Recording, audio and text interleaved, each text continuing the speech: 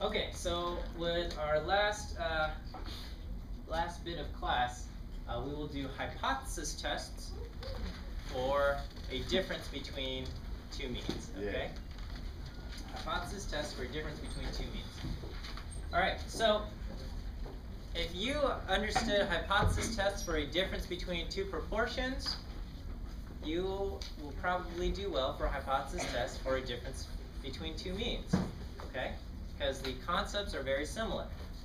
If you did not do well with that section, hypothesis test for a difference between two proportions, you will probably struggle with a hypothesis test for a difference in two means. Okay, so it's very important that we understand and stay up to date on stuff. Okay, and I know it's a lot of stuff, but I feel like if you finish introductory statistics without getting through chapter 9, you did not get at least a good statistics class here. So I want to just make sure we get through this. So okay.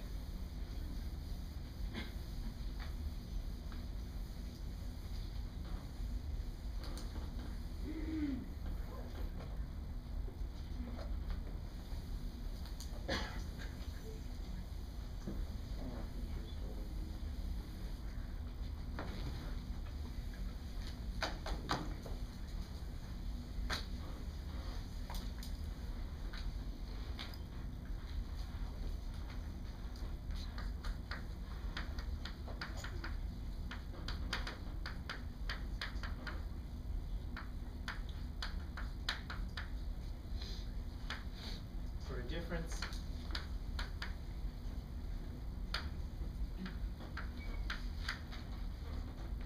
okay. So someone could ask, is the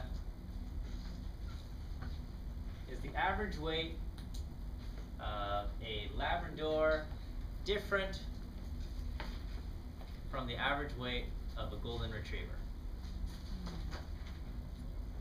Maybe, maybe not. I don't know. Okay. Of course.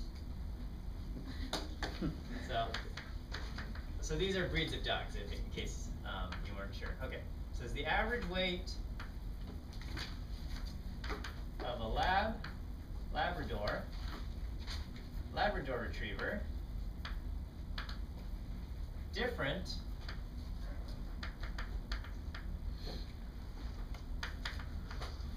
from the average weight of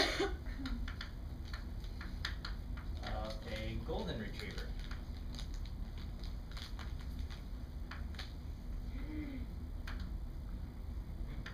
Okay, so this is the question we want to ask. So we can conduct a hypothesis test. So when we do a hypothesis test, just like before, we create a null hypothesis and an alternative hypothesis.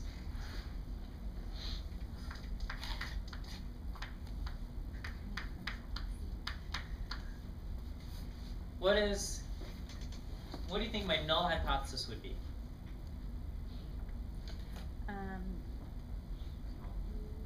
Mu1 minus mu2. No, mu1 equals. 0. Yes, I can write mu1 equals mu2, okay? Because we're making hypotheses about the population, so we're talking about the means. So I could say mu1 equals mu2, or equivalently, I could say that the null hypothesis is that mu1 minus mu2 equals 0. Right? And this looks very similar to hypothesis tests for difference in proportions, right?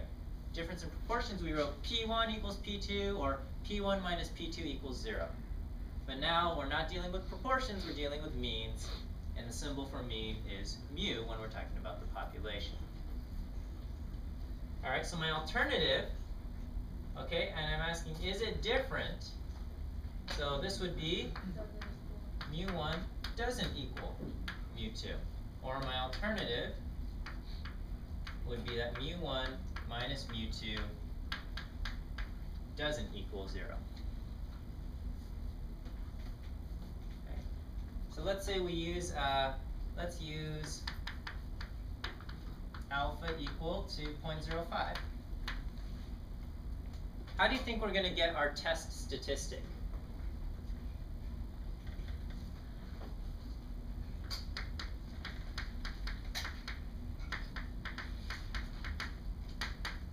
The test statistic will be mu1 minus mu2. So not, X bar 1 minus yeah, X bar 1 minus 2. X bar 2. We're going to do our observed value from the data minus The null. No. what's written in the null divided by standard error, okay? This is the same for every single hypothesis test we're doing. It's just the things that we use for standard error and the things that we use for observed value changes, okay?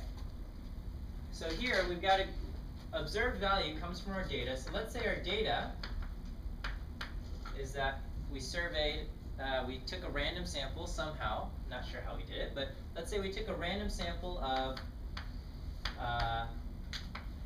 20 labs, and let's say the average weight of these labs was, I don't know, 55 pounds? 45. More, less?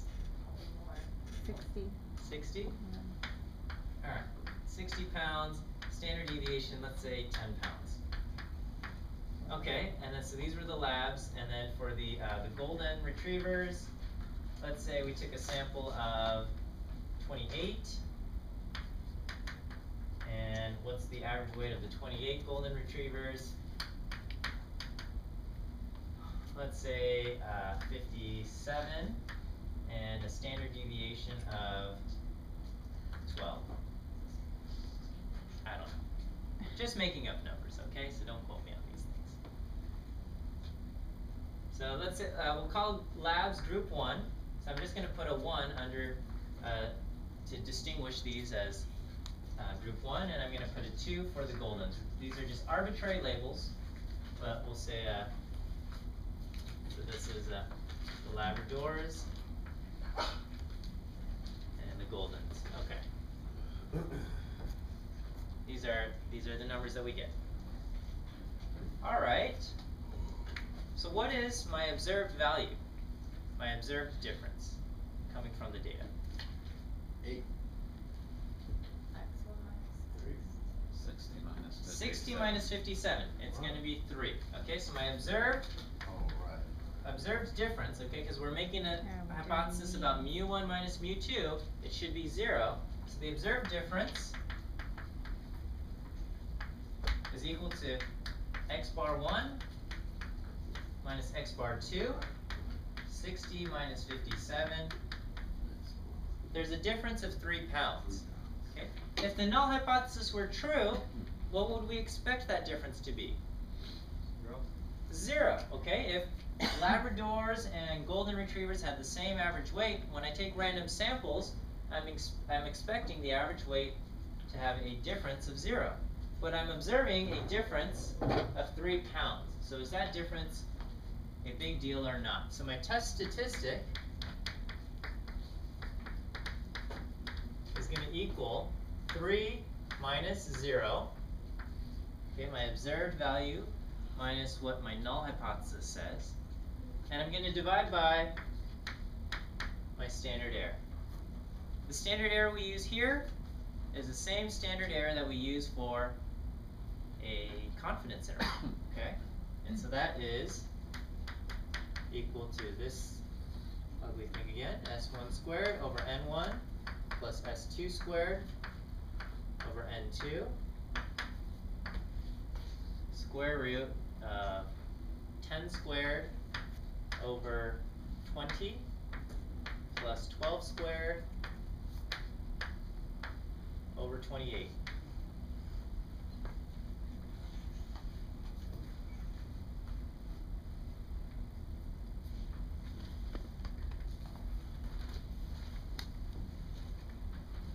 I'm getting a difference for a standard error of 3.185.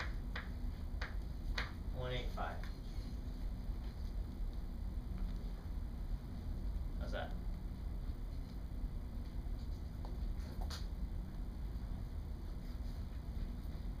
So my test statistic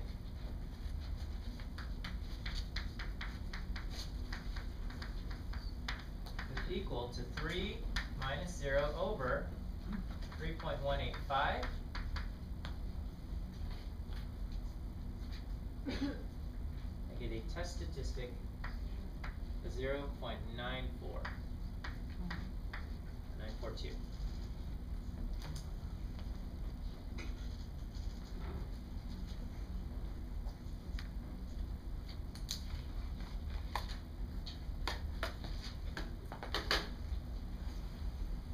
All right. Are we good, or are we totally lost? Good. All right, so what is the p-value that I have? Okay, so do I have a one-sided or two-sided test? Two-sided test. How many degrees of freedom do I have? 19. 19, right? It's n minus 1. I've got 20 and 28. Which end do I use? The smaller one, the lower end. Okay? So 20 minus 1, 19. So I've got 19 degrees of freedom and a two-tailed test.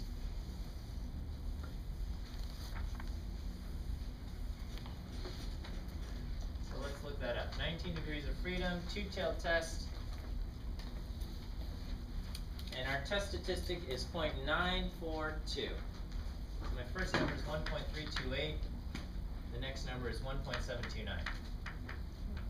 And the two-tailed probabilities are 0.20 and 0.10.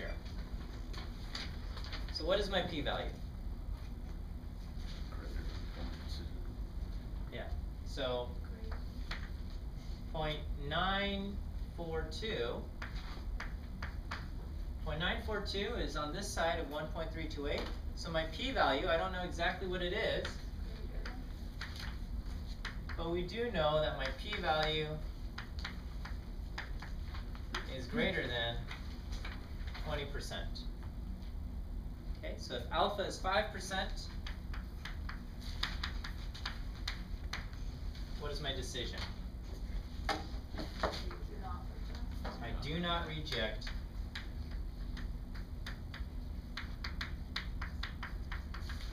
the null hypothesis here. And that means we do not have evidence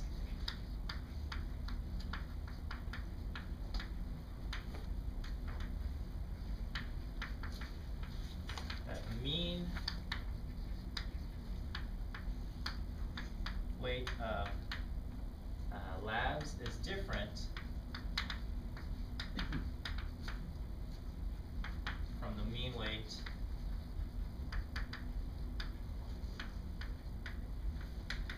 of golden retrievers.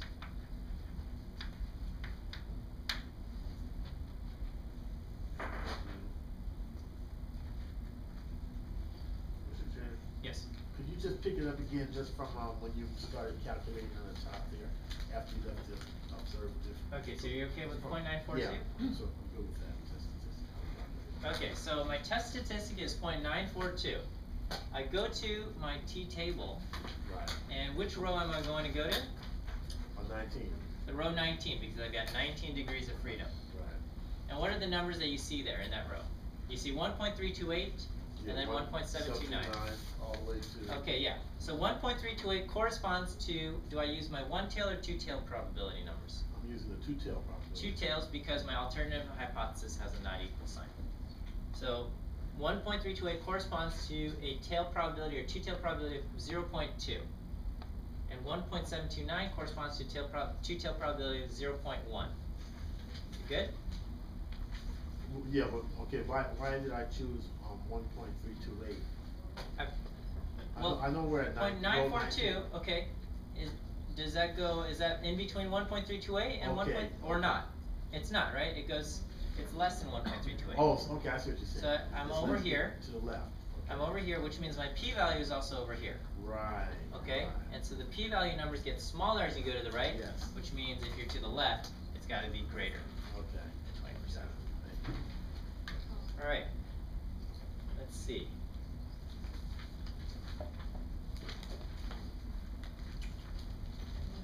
Okay.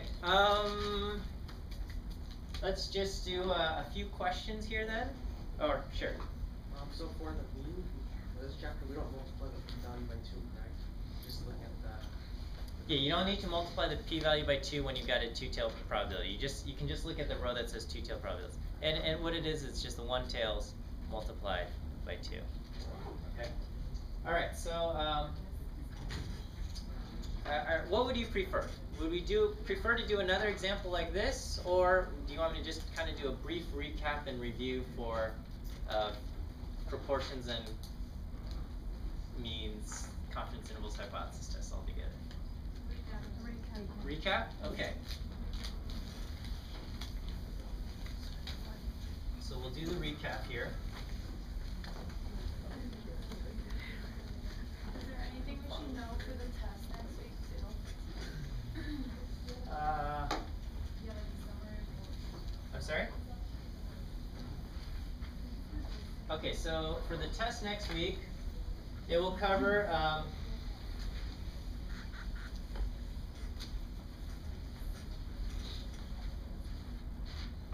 chapters 7, 8, 9, mostly 8 and 9, okay?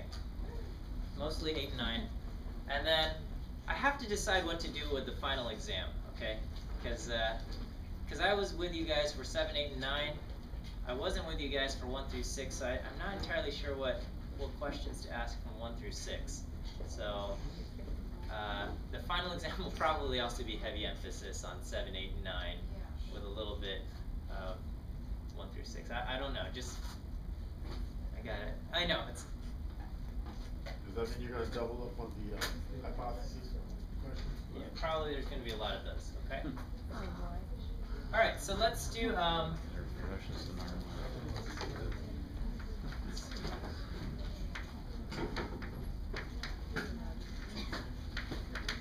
okay, confidence intervals. Okay. All confidence intervals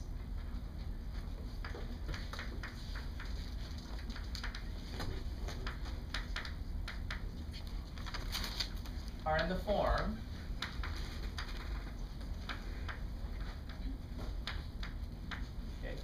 estimate from the data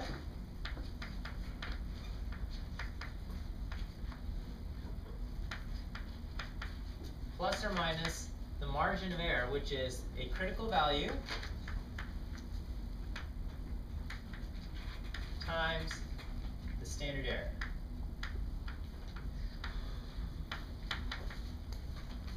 Okay, this quantity is known as the margin of error.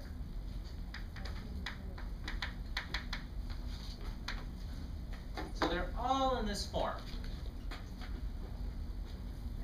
And I'm just trying to give you a big picture idea, and this is basically, we want to know something, we want to be able to say something about the population, and so we take a sample, and based on what we see from our sample, we're going to say this is our best guess, or best estimate for the population, but we build in kind of this margin of error, this fudge factor, and that's based on the standard error and the critical value. Okay, and we have confidence intervals for 3. Okay, confidence intervals for 3 situations. What are they? We have one proportion based on one sample proportion.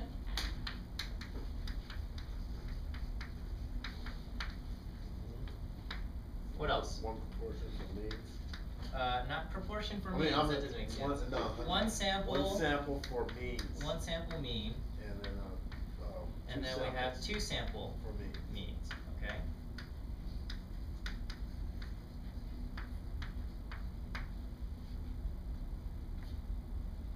So I'm gonna just show what we do here, okay? For one, so this is confidence interval for one sample proportion.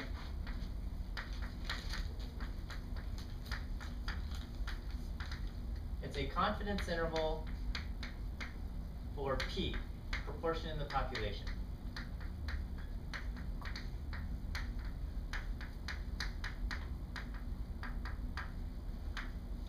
And the estimate from the data is P hat plus or minus Z star times our standard error, which is the square root of P hat times 1 minus p hat over n. Okay. And z star is equal to 1.645 for 90%,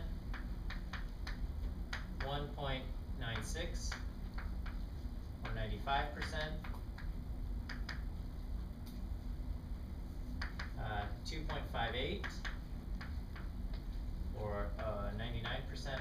Oh, and I'm sorry, 1.28 for 80%.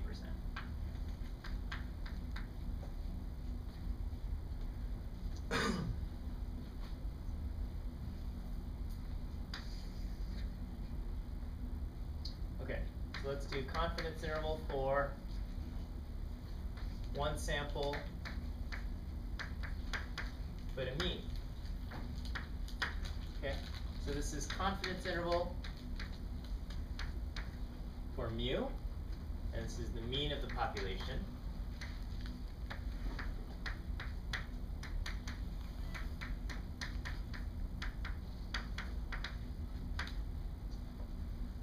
What goes in the middle?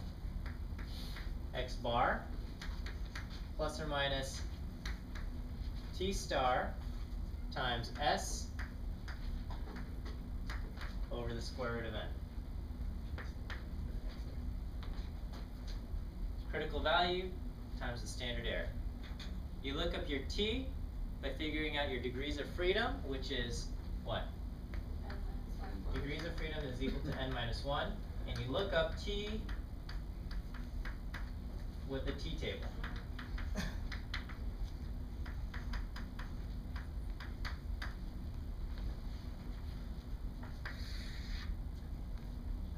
Alright. And then we got confidence intervals for two sample means.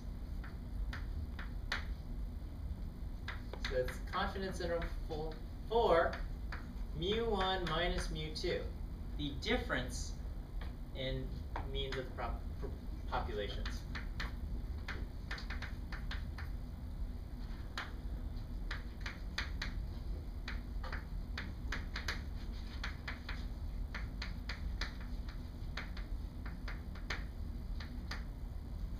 So in the middle we put in x1 bar minus x2 bar plus or minus t star times, and the standard error, s1 squared over n1 plus s2 squared over n2. Again, degrees of freedom is equal to n minus 1 using the smaller n.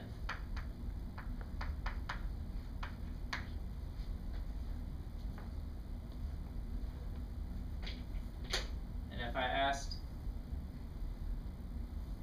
do we have evidence that the proportion is not 30%, how do you decide?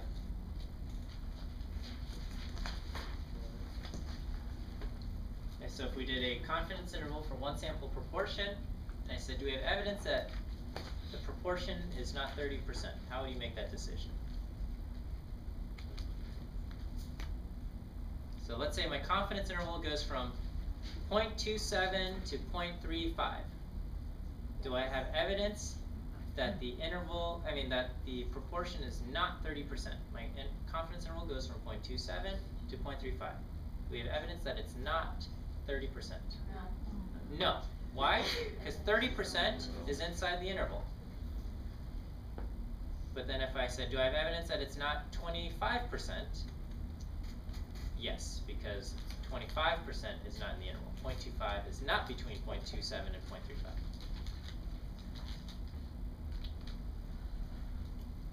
Confidence interval for two sample means. Let's say my interval goes from 1 to 6. Do I have evidence that there's a difference between the means?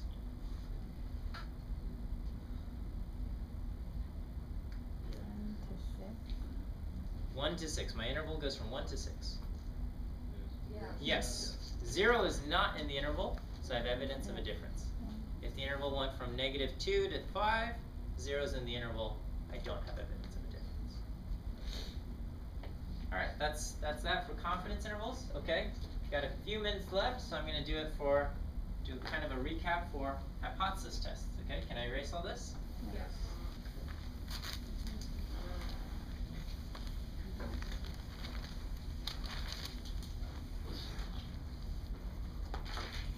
Alright, so hypothesis tests. Okay, the null hypothesis, whatever it is, always has an equal sign. The alternative, maybe it'll have not equal sign, and that means you have a two-tailed test, greater than or less than one-tailed test. Okay, and all of these things, decide your alpha. It's either given in the problem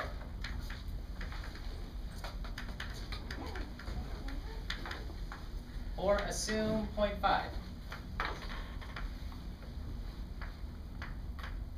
I'm sorry, 0.05. Assume 0.05. Then figure out your standard error, okay? So the standard error is going to be different depending on the type of problem you are using, okay? So standard error, okay, and you've got is different for each problem. And then figure out your test statistics. So find the standard error, and then find the test statistic.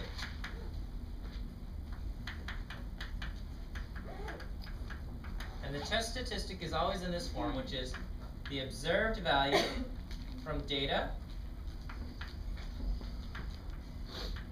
minus what's written in the null hypothesis divided by the standard error. Then look up your test statistic in the table.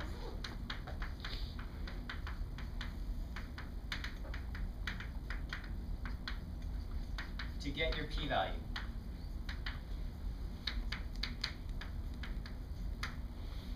If your p-value is greater than alpha, do not reject.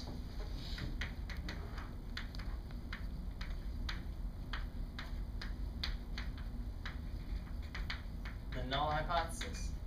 And if your p-value is less than alpha, you reject the null hypothesis.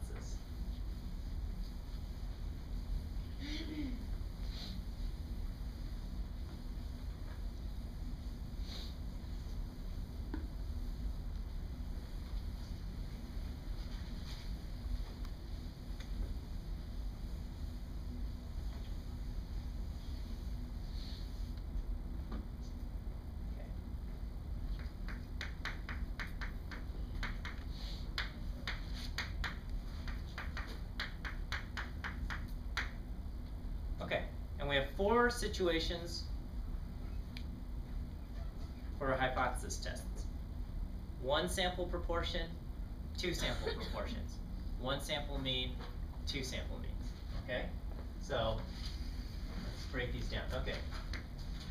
1 sample proportion.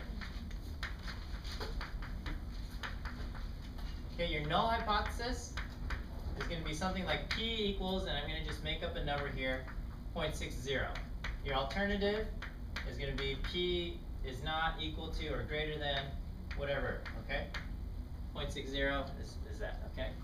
Then you have to figure out your p hat and your standard error. So the standard error is going to be the square root of 0.60 times 1 minus 0.60 over n, okay?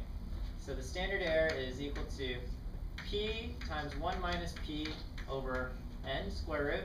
And so let's say my data is 50 out of 100, you know, have the trait. Or I'm sorry, let's say 70 out of 100. So here my n is 100. My test statistic is equal to p hat minus what's in the null over the standard error. So in this case, it would be 70 out of 100 is going to give me my p hat minus my null hypothesis, which is 0.60, divided by my standard error, okay? Whatever's up there. Then I look it up, test statistic, in the Z table.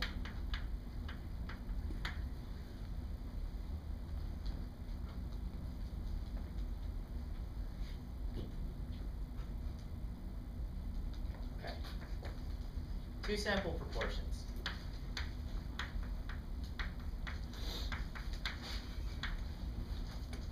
My null hypothesis, P1 minus P2 equals 0. Alternative, something else. P1 minus P2, maybe we say not equal to 0. This is a two-tailed test then. So here, my standard error is going to be equal to P hat times 1 minus P hat times 1 over N1 plus 1 over N2.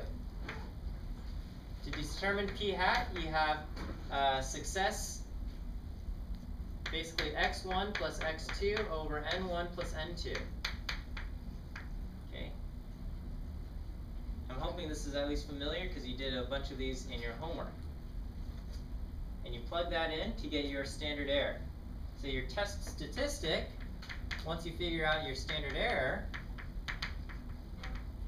is going to equal P1 hat minus P2 hat. That's your observed difference. In the null hypothesis, we're expecting a difference of 0. Divide by your standard error. Look up in the Z table again.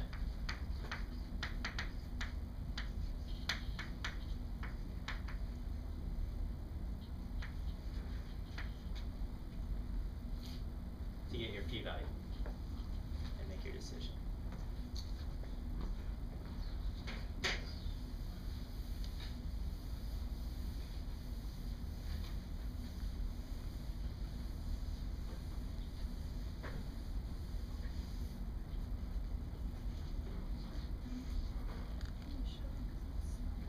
Okay, now we've got one sample,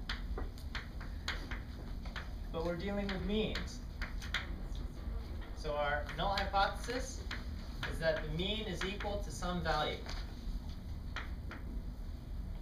Okay, and the alternative is that the mean is less than, greater than, or not equal to that value. Okay, so some value. I'm just making up a number here. One-tailed test. Standard error, S over the square root of n. Your test statistic is equal to x bar minus what's in the null hypothesis, 18, over the standard error, okay? Value in null hypothesis.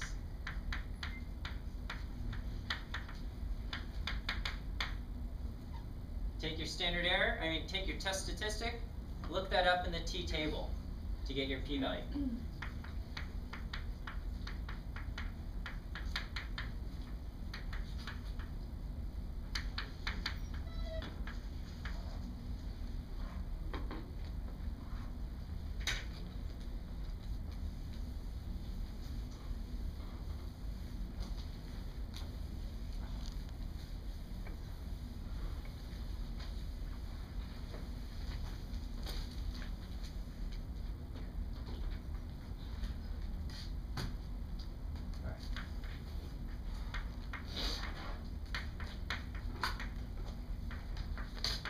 Two sample means, your null hypothesis is that mu1 minus mu2 equals 0, and the alternative is that mu1 minus mu2 is not equal to, greater than, or less than 0. Okay? Your standard error is an ugly thing, s1 squared over n1 plus s2 squared over n2. Your test statistic, x1 bar minus x2 bar That's your observed value minus what's in the null, which is 0, divided by your standard error. Look in the t-table to get your p-value.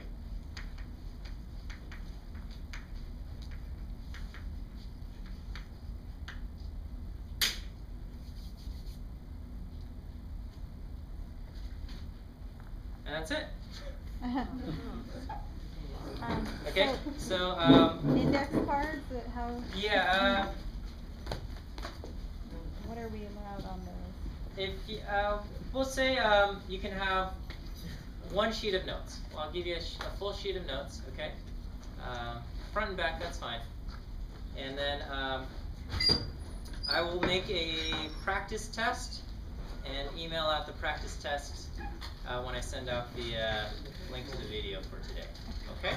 So we'll see you guys next week, and good luck. Test will be written for 1 hour.